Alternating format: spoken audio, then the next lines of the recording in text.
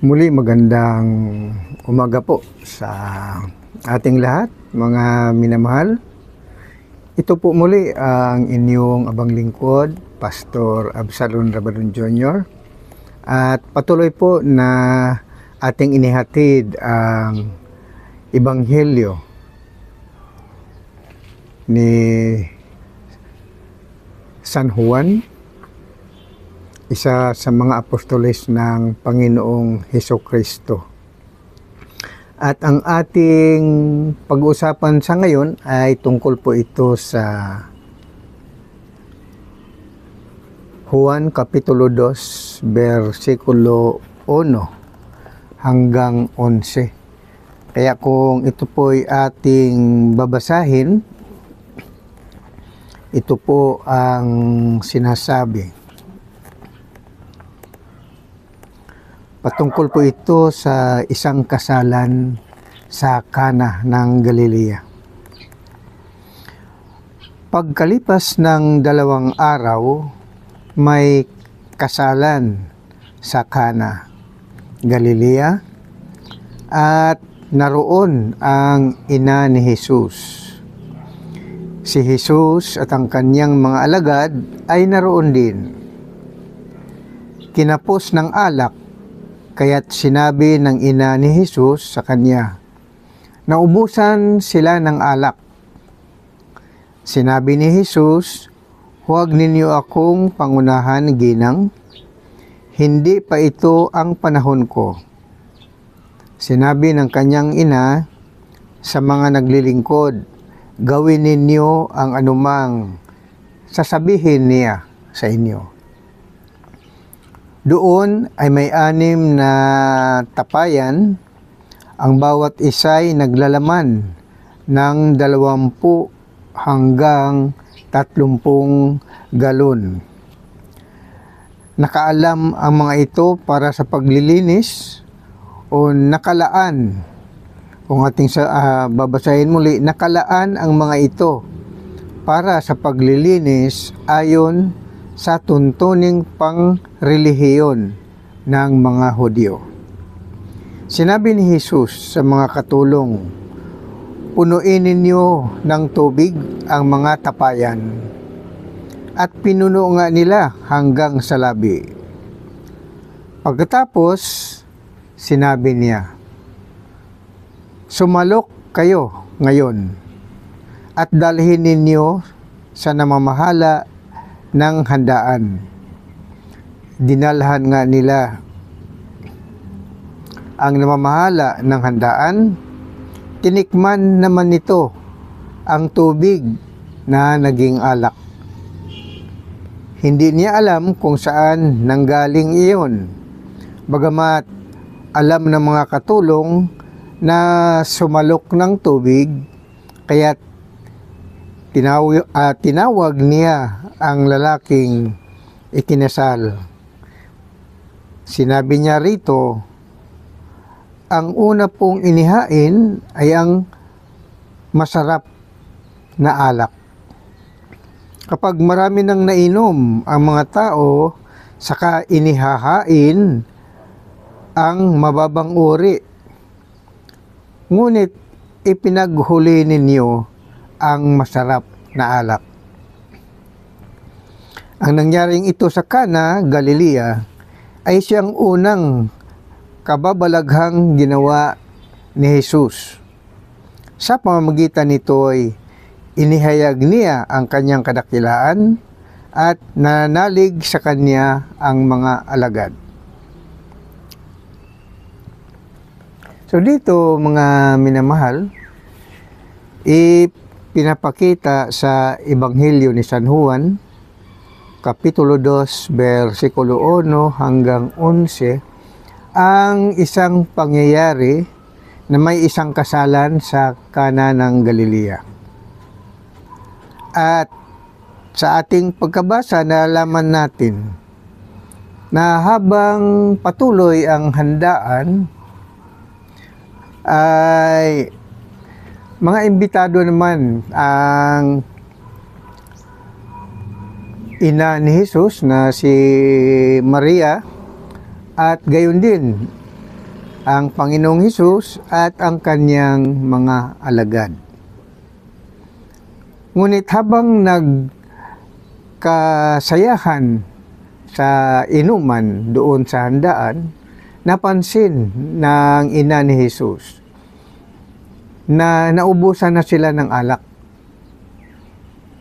Kaya sa pag-alala marahil ng ina ni Hesus, upang hindi mapahiya ang ikinakasal, ay pinagsabihan niya o ipinagpaalam niya kay Hesus na nawala na ng supply ng alak. Wala nang mainom ang mga panauhin. Kaya sa versikulo 3, sinabi, kinapos ng alak, kaya't sinabi ng ina ni Hesus sa kanya, naubusan sila ng alak. Sinabi ni Hesus, huwag ninyo akong pangunahan ginang, hindi pa ito ang panahon. Sinabi ng kanyang ina sa mga naglilingkod, gawin ninyo ang anumang sasabihin niya sa inyo. Bagamat sinabi ni Hesus sa kanyang ina na hindi pa niya panahon, ngunit dahil na rin sa batas at tradisyon ng mga Hudyo na ang isa sa mga kautusan ng Diyos ay igalang ang mga magulang. Igalang mo ang iyong ama at ina. Kaya dito marahil ay pinagbigyan ng Panginoong Hesus ang kanyang ina na si Maria. Kaya sabi ni Maria, gawin ninyo ang anumang sabihin niya sa inyo. Sinabi ni Maria doon sa mga katulong sa paghahanda. At dahil dito ay ginawa ng paraan ng Panginoong Hesus na mapagbigyan ang kanyang ina para magkaroon uli ng supply ng alak. Nakita ng Panginoong Hesus dito sa versikulo 6, dooy may 6 na tapayan, ang bawat isa ay naglalaman ng 20 hanggang 30 galon. Nakalaan ang mga ito para sa paglilinis ayon sa tuntuning panrelihiyon ng mga Hudyo. So nakita ng Panginoong Hesus na may 6 na tapayan na ang ito'y maglalaman ng 20 hanggang 30 galon.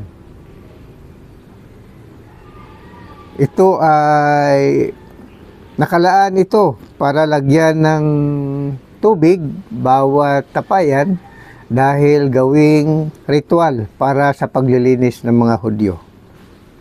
So dahil ito ay wala pa namang lamang tubig, sinabihan ng Panginoong Hesus ang mga alagad o mga katulong doon sa handaan at pinapalagyan niya ang 6 na tapayan ng tubig. So tubig ang ipinalalagay ng Panginoong Hesus doon sa mga katulong. At pinuno hanggang labi ang 6 na tapayan. So, at pinuno nga hanggang sa labi. Pagkatapos sinabi niya, sumalok kayo ngayon at dalhin ninyo sa namamahala ng handaan. Dinalhan nga nila ng sinalok na tubig ang namamahala sa handaan. Tinikman naman nito ang tubig na naging alak. Hindi alam nung namamahala ng handaan na kung ano ang kanyang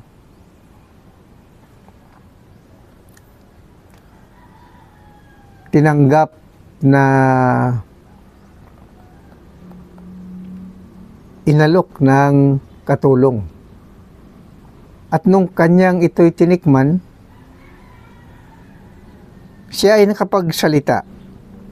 Versikulo 9. Tinikman naman nito ang tubig na naging alak. Hindi niya alam kung saan ang galing iyon. Bagamat alam ng mga katulong na sumalok ng tubig. Kaya tinawag niya ang lalaking ikinasal. Sinabi niya rito, ang una pong inihain ay ang masarap na alak.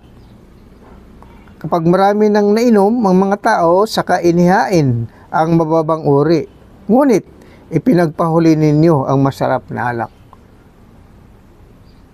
So, ang tagapamahala ng handaan, ang governor of the feast, yung pinaka most invited guest, ay nagulat sa masarap na alak. Dahil sa kanyang pagkamangha, sinabi niya doon sa ikinasal, yung bridegroom, ang una ninyong pinapainom ay masarap na alak. At ito na ngayon naubos. Pero sa bandang huli ay mas lalo pang masarap na alak ang inyong inihanda o inihain para sa aming lahat. At masaya sila sa kanilang nainom na alak. Hindi nila alam na ang kanilang iniinom ay tubig. Ngunit, dahil sa pangyaring ito, na ang tubig ay naging alak, ito ang pinakaunang kababalaghan o milagro na ginawa ni Jesus. At batay rito, ang nangyaring ito sa Cana, Galilea ay siyang unang kababalaghang ginawa ni Jesus. Magitan nito ay inihayag niya ang kanyang kadakilaan at nanalig sa kanya ang mga alagad. Dito mga minamahal, ano ang mapupulot nating aral dito? Alam naman natin na sa Biblia ay bawal maglasing. Bawal uminom ng matatapang na alak. Kung ating basahin ang batas ng Panginoong Diyos sa Old Covenant, bilang Kapitulo 6, versikulo 1 hanggang 3, ay ating mabasa na ipinagbawal sa Old Covenant, sa Old Testament, ang pag-inom ng matapang na alak na galing sa ubas. Ito ang sinasabi. Sinabi ni Yahweh kay Moses, sabihin mo sa bayang Israel, kung ang sinumang babae o lalaki ay gagawa ng panata at itinatalaga niya ang sarili kay Yahweh bilang Nazareno, bilang Nazareo, huwag siyang titikim ng alak o anumang nakalalasing na inumin. Huwag din siyang iinom ng anumang inuming galing sa katas ng ubas, at huwag kakain ng ubas o pasas. So, ang palatuntunan tungkol sa pag-inom ng matapang na alak o katas na nanggaling sa ubas ay mahigpit na ipinagbabawal, lalo na sa mga tao na itinalaga bilang Nazareno. At alam naman natin na ang Panginoong Hesus ay isang Nazareno. Pero bakit po niya pinagbibigyan na magkaroon ng alak doon sa handaan? Yan po ay tutugunan natin mamaya dahil maliban sa salita na ipinagbawal ang pag-inom ng matapang na alak kahit na mula sa katas ng ubas, ay isa pang kautusan na mabasa natin sa Levitico Kapitulo 10 versikulo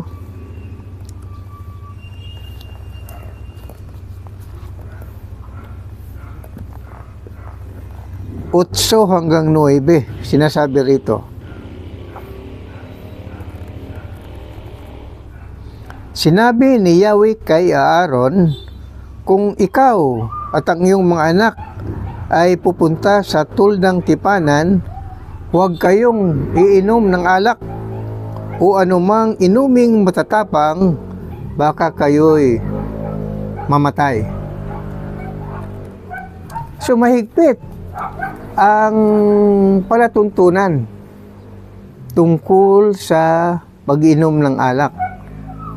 Matapang na alak o kaya katas galing sa prutas ng ubas.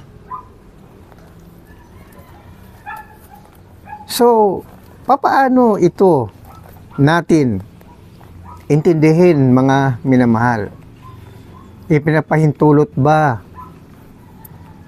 ng Biblia ang pag-inom ng alak, lalo na ang matapang na alak na nakalalasing, na nakahihilo? Batay sa ating nabasa, hindi po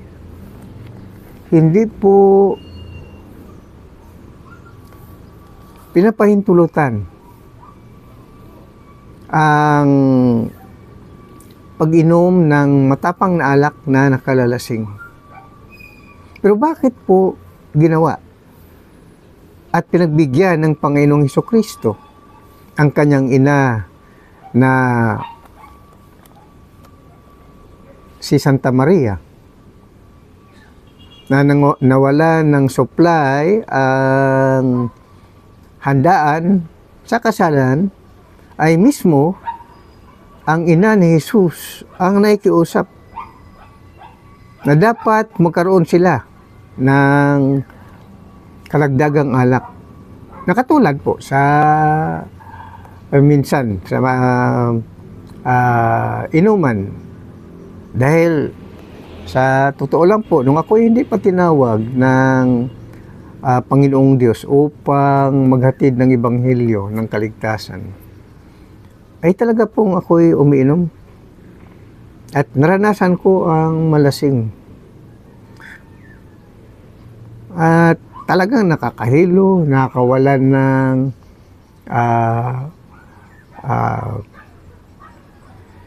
malay minsan. No? Makakatulog ka dahil sa nahihilo ka. So, kumbaga, masama talaga ang maglalasing.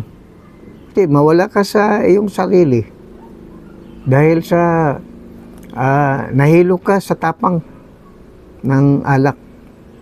Pero nung ako'y tinawag na ng Panginoong Diyos upang ipangaral ang Ebanghelyo, abay kaagad-agad, nawalan ako ng panlasa.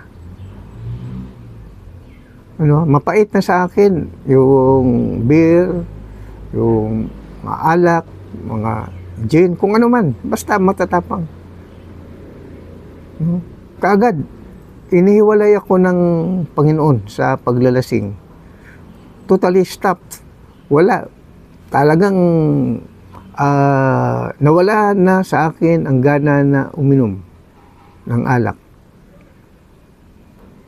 Kahit panigarilyo, kung sabay, hindi naman talaga ako nanigarilyo. Yung pag-iinom lang yung talagang maranasan mo ang paglalasing. Kaya nga ay natigil ang aking pag-inom, paglalasing, dahil nang ako'y tinawag ng Panginoon. So kumbaga, bagong buhay, no? Nagkaroon ng panibagong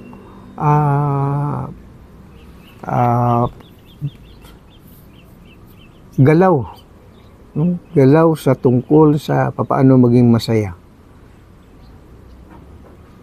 So, iniwalay ako ng Panginoon. Kaya sa aming samahan, sa aming kapatiran, ipinagbawal po namin yan. Panigarilyo, paglalasing. Kasi po yan po inasulat sa Biblia na ang paglalasing ay ang lasinggo hindi po makakapasok sa kaharian ng langit. So, doon ko rin naunawaan kung bakit iniwalay ako. Na pinapatigil ako sa pag-inom, paglalasing, dahil kapangyarihan ng Diyos. Kaagad naging mapait sa akin yung mga ganong klaseng inumin.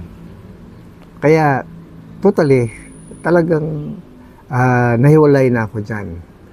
Binago yung aking buhay at hindi na ako uminom. Kaya yung aking mga dating kainuman, mga kamag-anak, mga pinsan, ay hindi na nila ako kasama sa mga kasayahan na kung saan ay may mga inuman. Kung ako na may nandoon, talagang hindi ako uminom, although kasama nila ako sa mga kasayahan minsan pagka naimbitahan, pero iniwasan ko ang uminom ng alak. Hindi katulad ng dati na kami pa ay magkakasama halos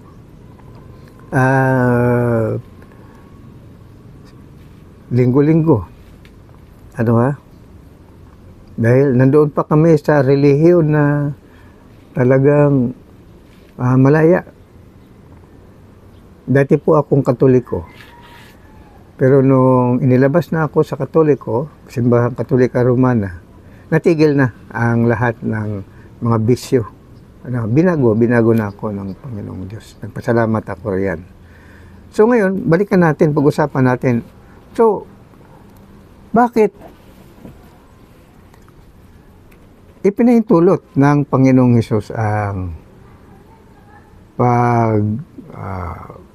bigay ng inuming alak doon sa naubusan na ang supply nung ikinasal.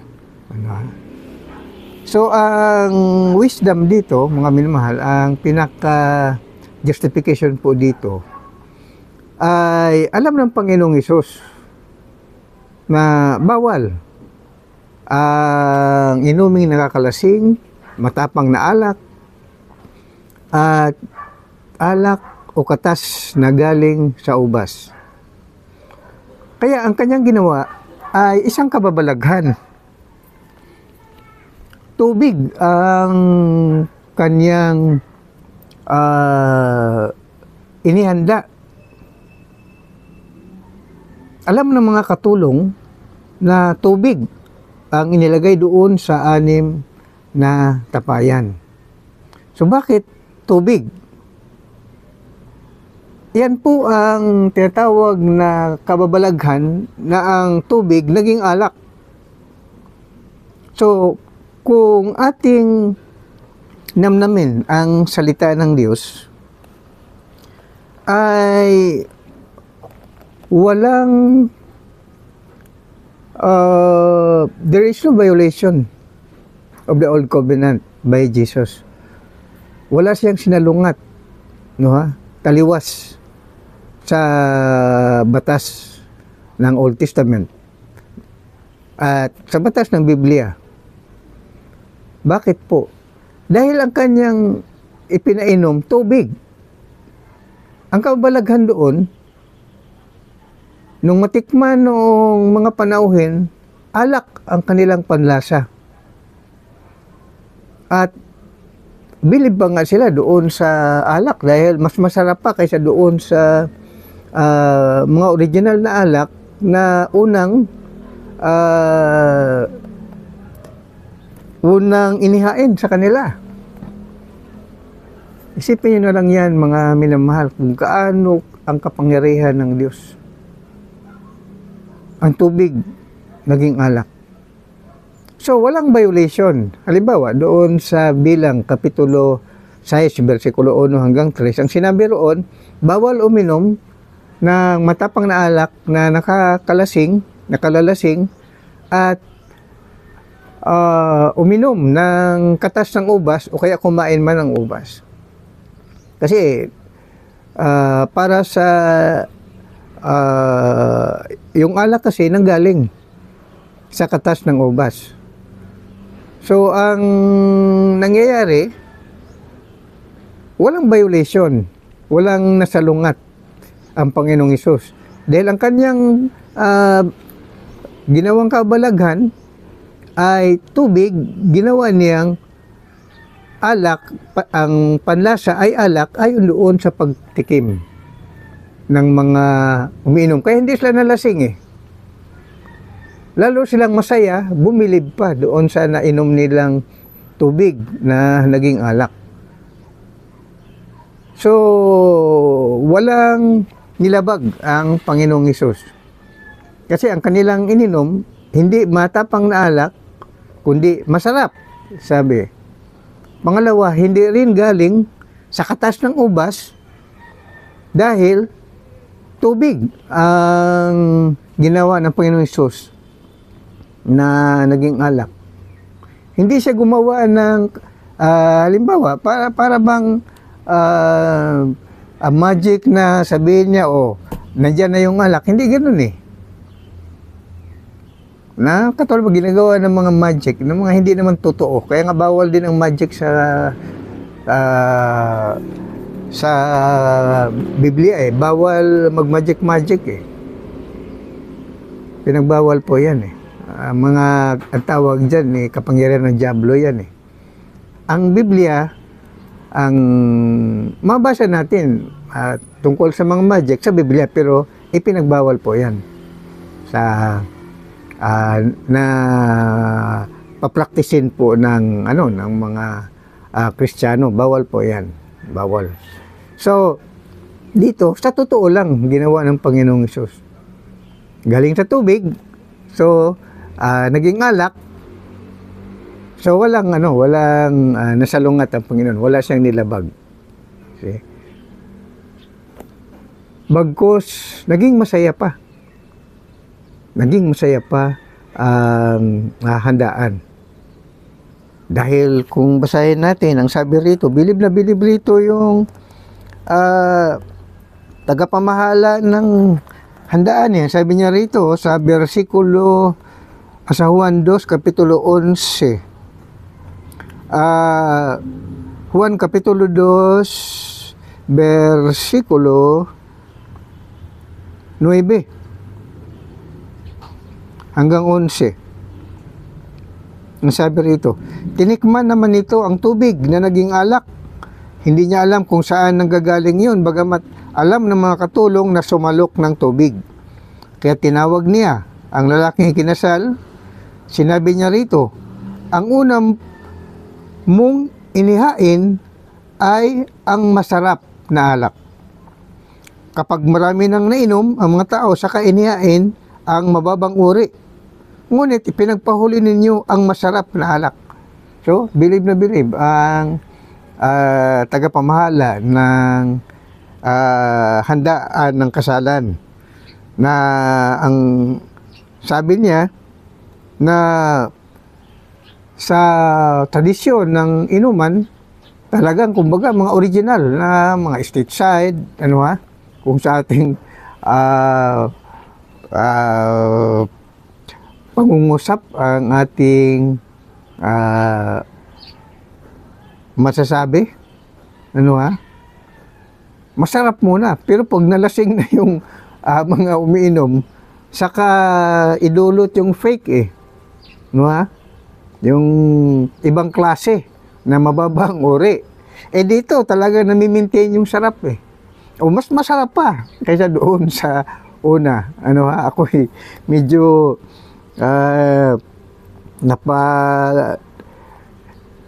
medyo napapangiti ako rito at medyo napapatawa ng kunti dahil sa iba ang kabalaghan eh, no? Kapangyarihan ng Diyos.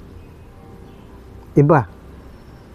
Dahil kung ang tao ang gagawa nito, eh fake na alak ang kanyang una, ang idulot niya imported muna. Pangalawa, yung fake na pero pareho yung brand, alam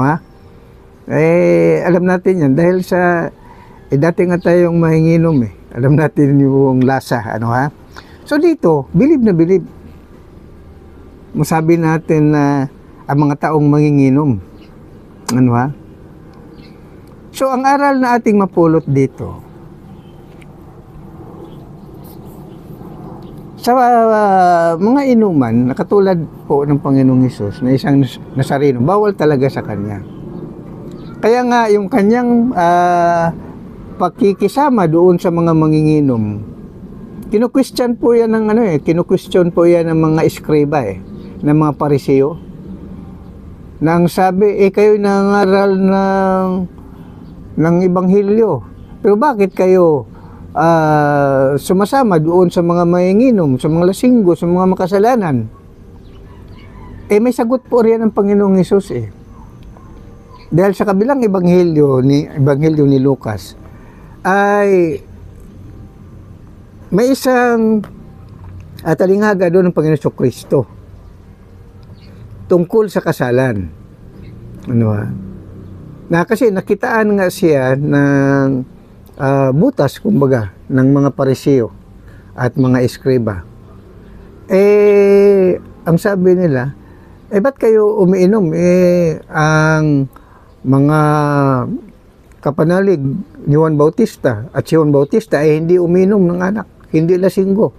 Bakit kayo, mga apostoles at mga at ang inyong guro na si Jesus ay nakikisama diyan sa mga manginginom? Hindi nila alam na ang iniinom doon hindi naman talaga matapang na alak, kung hindi tubig na naging alak. Binigyan lamang ng masamang hinala ng mga eskriba at Pariseo para maakusahan nila ang Panginoong Jesucristo bilang manginginom at lasinggo. Pero hindi po ganoon. Batay sa ating nababasa, hindi po alak kanilang ininom, kundi tubig na lasang masarap na alak. Yan po ang kabalaghan. Pangalawa, yun naman palang pakikiisa ng Panginoong Jesucristo tungkol sa mga makasalanan. Kung bakit kasama sa mga kasayahan ng Panginoong Hesus sa mga makasalanan. Ito ang tugon ng banal na kasulatan.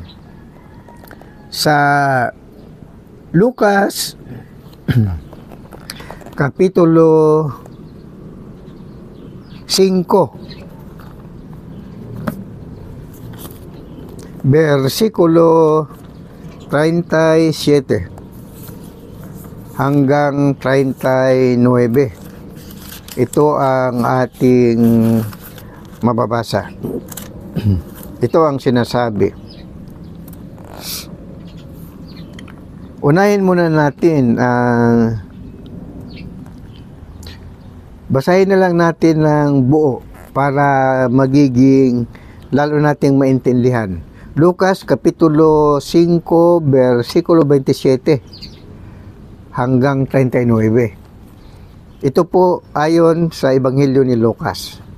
Ngunit ang pangyaring ito ay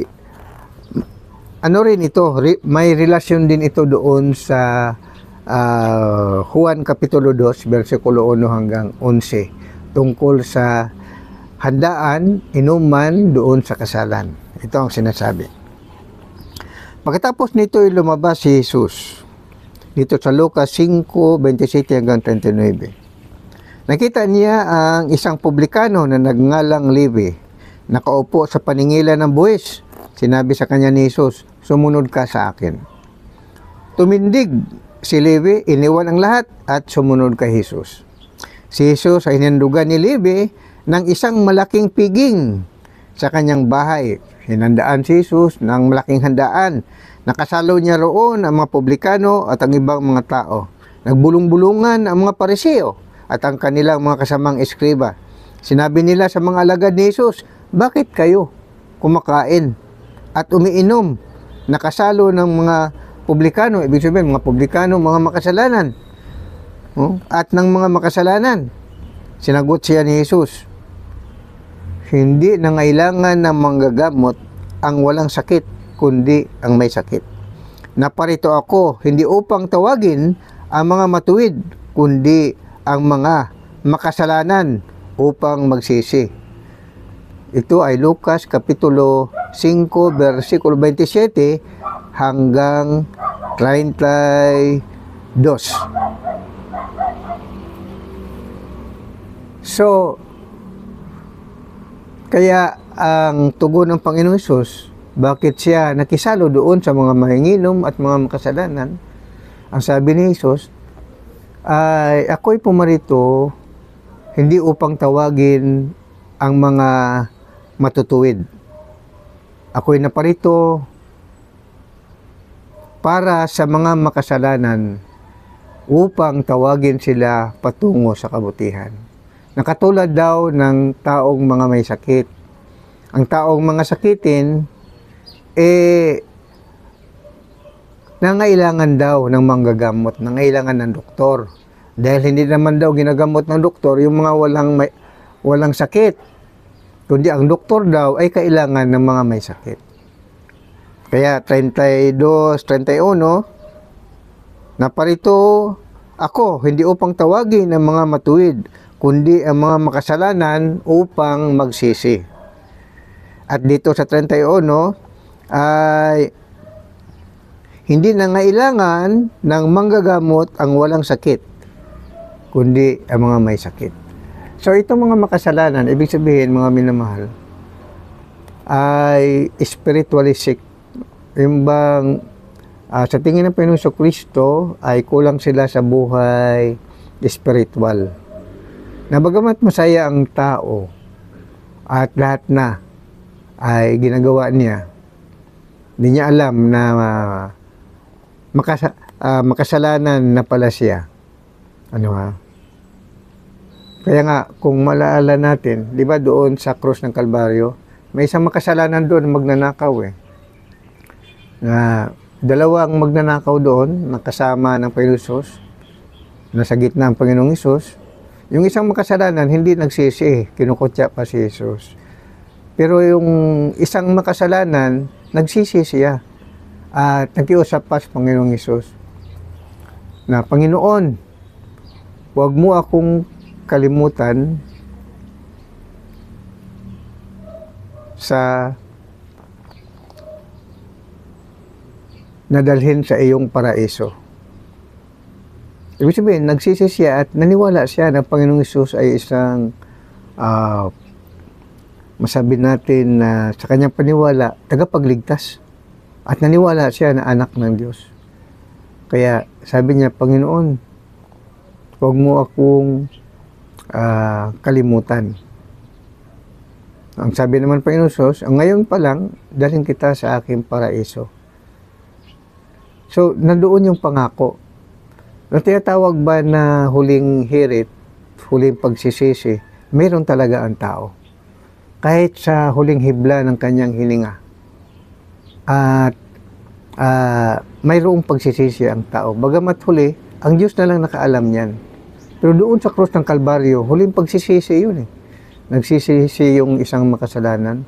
Tinanggap ni Jesus, pinatawad niya Dalhin pang araw niya sa kanyang paraiso. So ito po yan. Ito po yan. Na habang nabubuhay ang tao, ay nangaral ng kabutihan ang Panginoong Hesus. So, bakit po ang pinag-usapan dito tungkol sa paglasing kasi nga ang paglasing po ay bawal.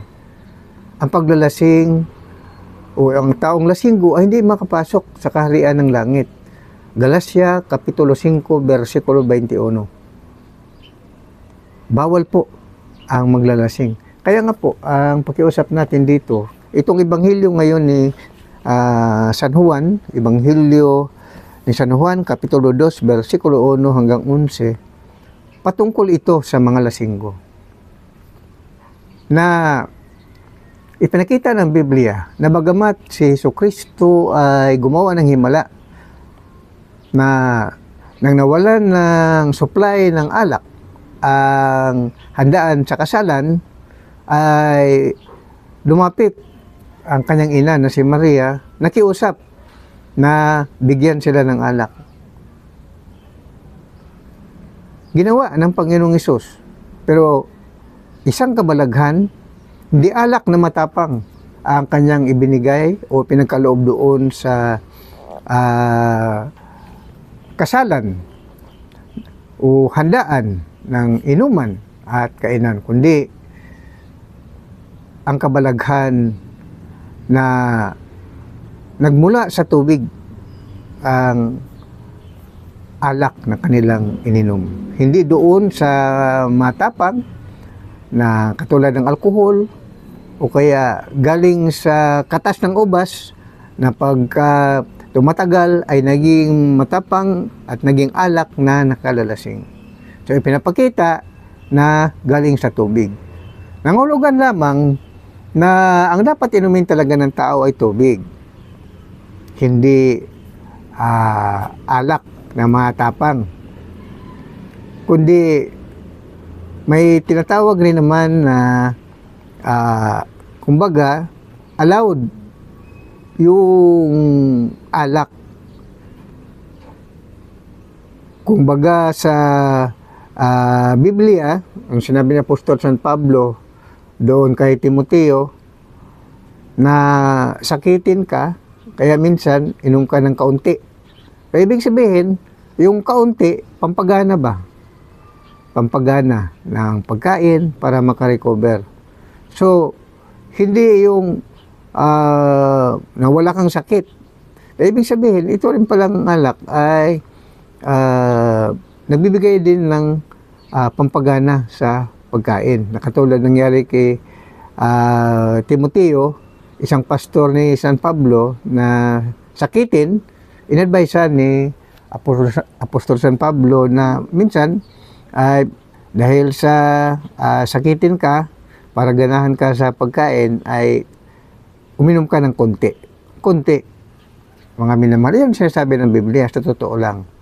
Pero, generally, bawal talaga ang maglasing. Kasi ang lasinggo ay hindi makapasok sa kaharian ng langit. So, ang Ebanghelyong ito sa ngayon ay para ito doon sa mga manginginom, sa mga lasinggo. Ano ha? Sa ngayon, hindi kayang gawin ng tao na ang tubig, gawing alak eh. Ang Panginoong Hesus lang ang makagawa niyan. Walang violation.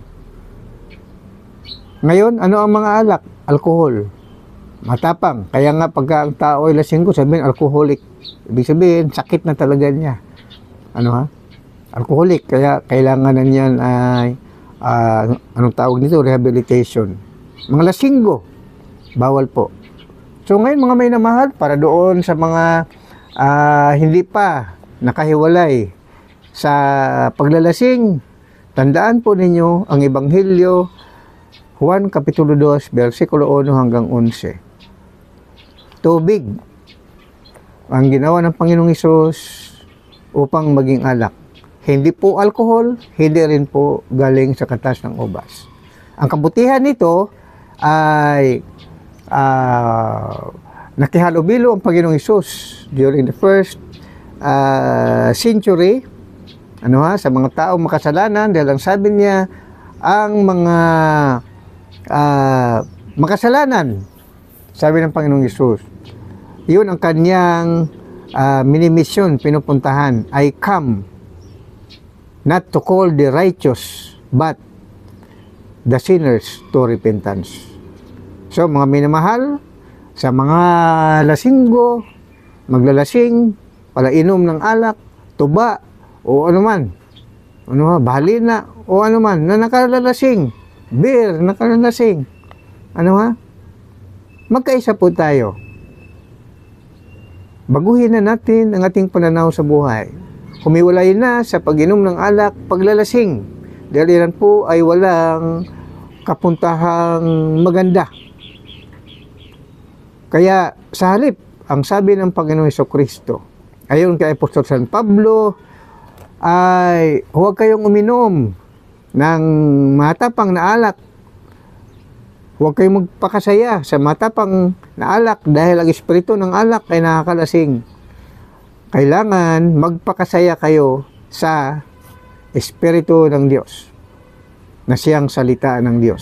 Efeso Kapitulo 5 versikulo 15 hanggang 18. Ito ang ating mababasa. Ang sabi rito, kaya't ingatan ninyo kung papaano kayo mamumuhay. Mamuhay kayong tulad ng matalino at di tulad ng mga mangmang, sapagkat masama ang takbo ng daigdig. Samantalahin ninyo ang bawat pagkakataon na kayo'y makagawa ng mabuti. Huwag kayong mga hangal. Unawain ninyo kung ano ang kalooban ng Panginoon. Huwag kayong maglalasing, sapagkat nakasisira iyan ng maayos na pamumuhay. Sa halip ay sikapin ninyong mapuspos kayo ng Espiritu Santo. At sa versikulo 19 hanggang 20, sama-samang ipahayag ang inyong damdamin sa pagitan ng mga salmo, mga imno at mga awiting espiritual. Buong puso kayong umawit at magpuri sa Panginoon. Lagi kayong magpapasalamat sa Diyos at Ama dahil sa lahat ng bagay sa pangalan ng ating Panginoong Jesucristo. So, mga minamahal, magandang umaga po sa inyong lahat. Ito po ang inyong abang lingkod, Pastor Absalon Labrador Jr., nangangaral ng Ebanghelyo ayon kay San Juan. Praise God, Hallelujah, Amen and Amen. God bless everyone.